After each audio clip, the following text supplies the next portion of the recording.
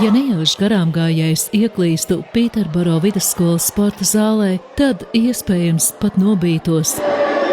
Dalībniekiem kopskaitā pāri 60 ir dots uzdevums papildināt sastingušā partnera veidoto kustību, domāšanas brīdi ilustrējot ar skaņām.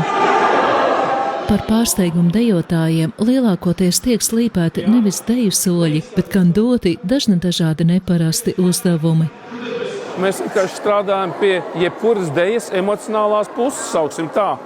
Un mēs mēģinām atbrīvoties, mēs mēģinām just viens otru, mēs mēģinām redzēt viens otru, saprast viens otru bez vārdiem, ar vārdiem, ar kaut kādām skaņām, principā pārkāpt kaut kādiem saviem kompleksiem, kaut kādām savām bailēm pāri. Un man liekas, ka mums tīri forši sanāk. Man visi sastūķējušies vienā stūrī. Nu, redzēsim, ko viņi tur izdarīs. No, kas ir? Visi vienā stūrī.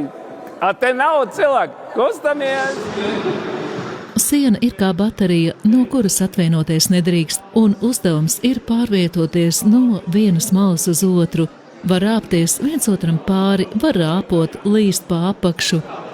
Slodz tieši vaigi muskuļiem no smaidīšanas.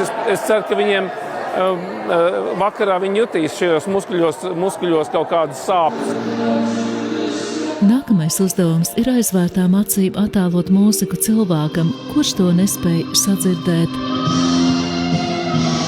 Neviens īsti nekautrējās, vienkārši kā sanāk, tā iet. Kad ir kaut kādas robežas, viss sadalās savās čupiņās, tad mēs tā kā visi vienājas.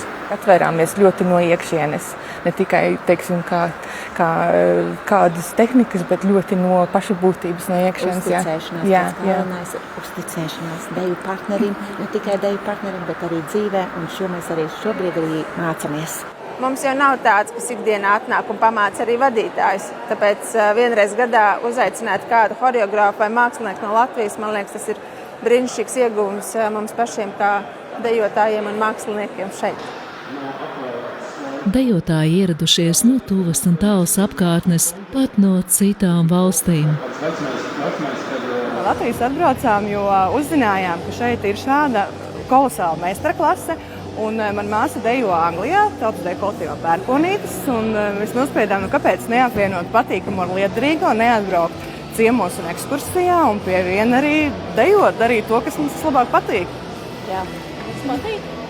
Ļoti. Dienas beigās sāp ne tikai vaigu muskuļu no smiešanās, bet arī kājas knapenās. Tomēr tas viss ir sīkums salīdzinājumā ar sajūsmu par īpaši pavadīto dienu. Ilza Kalve, Latviešu kompa speciāli Latvijas televīzijai.